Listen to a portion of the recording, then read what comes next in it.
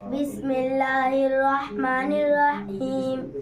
آج کا سبق نماز کے رکوع سجدے کا بیان۔ سوال نمبر 1، رکوع کی ادنیٰ مقدار کیا ہے؟ جواب نمبر 1، رکوع کی ادنیٰ مقدار اس قدر جھکنا ہے کہ ہاتھ گھٹنوں تک پہنچ جائے۔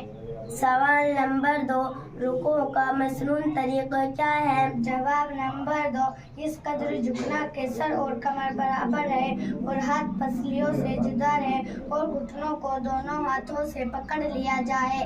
سوال نمبر 3، اگر بڑھاپے کی وجہ سے اس قدر کمر جھک جائے یا کوئی اتنا کپڑا ہو کہ رکوع کی شکل بن جائے تو رکوع کس طرح کرے؟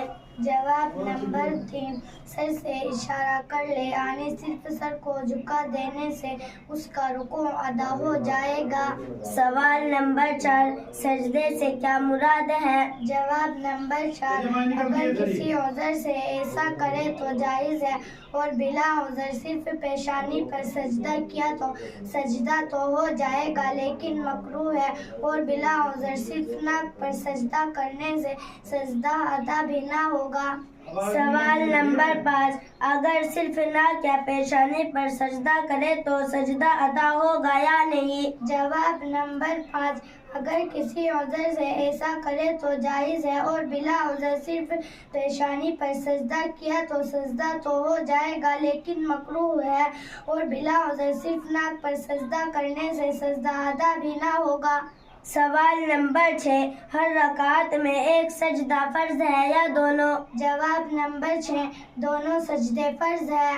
سوال نمبر 7، اگر پیشانی اور ناک دونوں پر زخم ہو تو کیا کرے؟ جواب نمبر 7، سجدے کا اشارہ سر سے کر لینا ایسے شخص کے لیے کافی ہے۔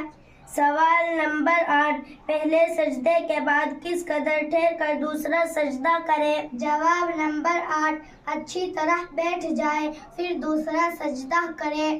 سوال نمبر 9، عیدین یا جمعہ یا اور کسی بڑی جماعت میں لوگوں کی کثرت کی وجہ سے جگہ تنگ ہو گئی اور پیچھے والے شخص نے اپنے آگے والے کی پیٹھ پر سجدہ کر لیا تو جائز ہے یا نہیں؟ جواب نمبر 9، جائز ہے۔